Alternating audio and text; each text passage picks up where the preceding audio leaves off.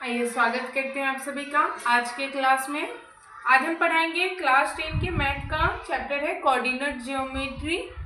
हिंदी में उसी को कहते हैं नियामक ज्यामिति। ठीक है, शुरू करते हैं चैप्टर।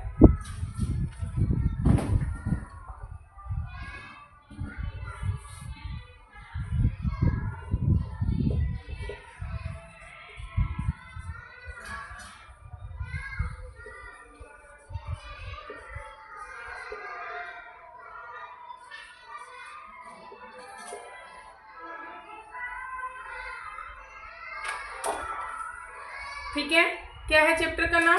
तो कोऑर्डिनेट ज्योमेट्री यानी नियामक ज्यामिति।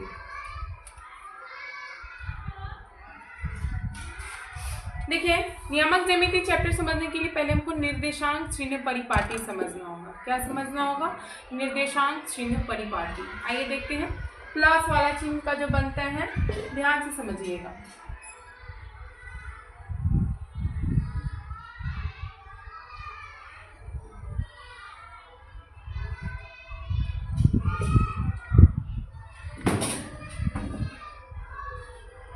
चलिए, इसमें दो रेखा है। कौन कौन सी? एक है यहाँ क्षैतिज रेखा। कौन सी रेखा? क्षैतिज रेखा।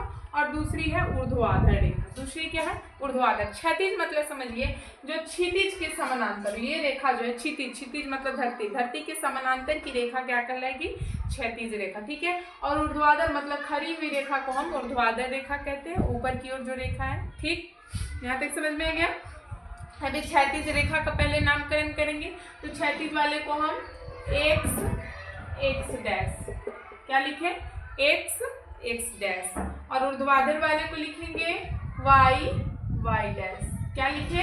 y dash. फिर से समझिए, क्षैतिज रेखा का नामकरण हम किए x डैश और ऊर्ध्वाधर वाले का नाम किए y डैश। ठीक, ये जिस बिंदु पर एक दूसरे से कट रही है इसको हम मूल बिंदु कहेंगे। इस बिंदु को हम क्या कहेंगे? मूल बिंदु।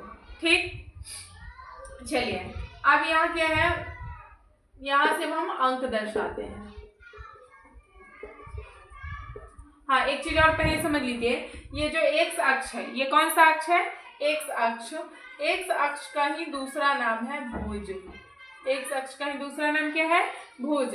और इधर हो गया वाई अक्ष। वाई अक्ष का ही दूसरा नाम होता है कोटि। वाई अक्ष का ही दूसरा नाम क्या होता है? कोटि। यहाँ तक तो समझ में आ रहा है। वाई अक्ष का दूसरा नाम क्या हो गया?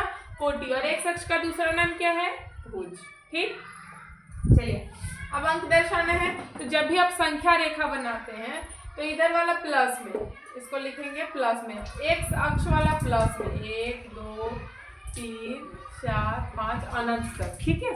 और एक्स डैश वाला जो होगा, ये मूल बिंदु, यहाँ हम इसका संकेत रखेंगे 0।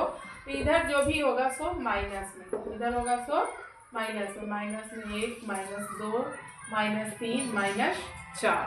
ठीक, कोई दिक्कत यहाँ तक? चलिए अब इधर y वाले में चलते हैं। इसी तरह y वाला जो भी होगा सो प्लस में 1 2 3 ऊपर तक जाएगा अनंत तक। फिर आ जाइए, फिर नीचे यहाँ पर क्या है? y डैश वाला, y अक्ष पे y डैश वाला इसी तरह माइनस में -1 -2 -3 -4।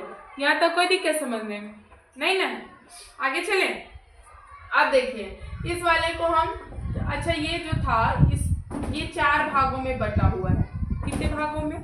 4 भागों में। ये जो प्लस का चिन्ह है इस पूरे जगह को कितने भागों में बांट रही है? 4 भागों में, है ना? तो इसका प्रत्येक अंश चतुर्थांश कहलाएगा। प्रत्येक अंश क्या कहलाएगा? चतुर्थांश। चतुर्थांश शब्द का जब आप संधि विच्छेद कीजिएगा तो क्या आएगा? चतुर्थ जोड़ अंश, मतलब चौथा अंश उसका, है ना? तो चलिए इसका प्रथम चतुर्थांश ये हो जाएगा, द्वितीय, तृतीय और चतुर्थ। इसको चतुर्थांश या पाद भी कहते हैं। चतुर्थांश या पाद, है ना? तो ये हो गया प्रथम पाद या प्रथम चतुर्थांश, ये हो गया द्वितीय पाद या द्वितीय चतुर्थांश, ये हो गया तृतीय पाद या तृतीय चतुर्थांश, और ये हो गया चतुर्थ पाद या चतुर्थ चतुर्थांश। यहाँ तो कोई दिक्कत नहीं ना? आगे चले।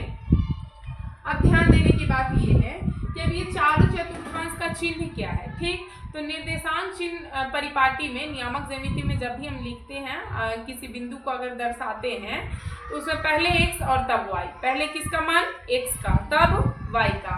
अब यहाँ देखिए प्रथम पाद का अगर हमसे कोई चिन्ह पूछे तो प्रथम पाद में x का चिन्ह किस, ये यही ना है प्रथम पाद, ये वाला जो बन रहा है सो ऊपर वाला, तो यहाँ ये x वाला कथी में है प्लस में, और y वाला भी कथी में है प्लस में, तो इसका चिन्ह क्या हो गया प्लस कॉमा प्लस। इधर भी वही, पहले हम x को देखेंगे तब y को, तो इसका x कथी में है माइनस में और y कथी में प्लस में, यहाँ पे क्या हो जाएगा माइनस कॉमा प्लस। तो अगर आपसे कोई पूछे कि द्वितीय चतुर्थांश का चिन्ह क्या होगा तो माइनस कॉमा प्लस।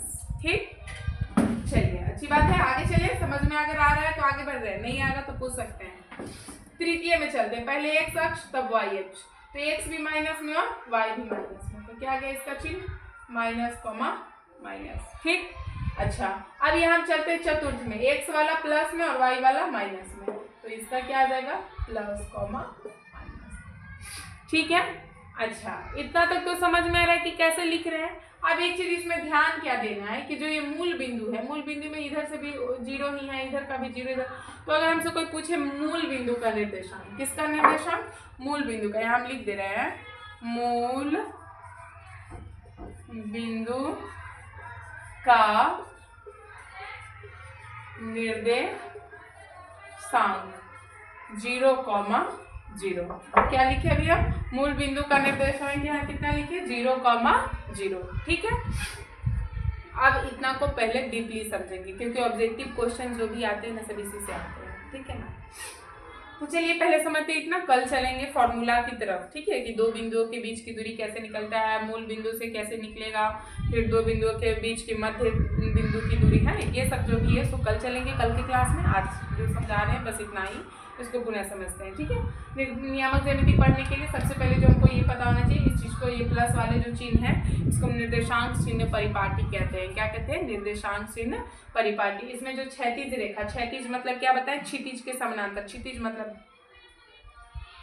धरती, तो ये धरती की जो समानांतर रेखा है क्षैतिज रेखा, उसको हम कहेंगे एक्स अक्ष, और एक्स अक्ष का ही नाम क्या है भुज। ठीक, और ऊर्ध्वाधर यानी ऊपर की ओर जो रेखा जा रही है खड़ी हुई, उसको हम कहेंगे वाई अक्ष यानी कोटि। ठीक, यहाँ तक कोई दिक्कत, आगे देखिए। अब यहाँ पर क्या है, हम प्लस माइनस में दर्शाए हैं, मतलब मूल बिंदु यहाँ जिस भी, हाँ एक चीज और, जिस बिंदु पर कटान बिंदु है एक्स और वाई का, वही इसका क्या हो गया मूल बिंदु हो गया। मूल बिंदु से इधर की जो एक्स अक्ष वाली रेखाएं हैं सब प्लस में, और वाई एक्स डैश वाली जितनी है सब माइनस में। उसी तरह से मूल बिंदु से ऊपर वाई वाला जो है प्लस में और वाई डैश वाला जो है सो माइनस में। ठीक, उसके बाद इसका हम चिन्ह लिखना बताए हैं, जैसे यहाँ हम क्या बताएं कि पहले एक्स अक्ष का और तब वाई अक्ष, तो एक्स अक्ष सब प्लस में और वाई भी प्लस में, इसलिए प्लस प्लस। यहाँ क्या है एक्स वाला माइनस में और वाई वाला प्लस में, तो माइनस प्लस, फिर एक्स वाला माइनस वाई वाला भी माइनस, तो दोनों माइनस, इसमें एक्स वाला प्लस और वाई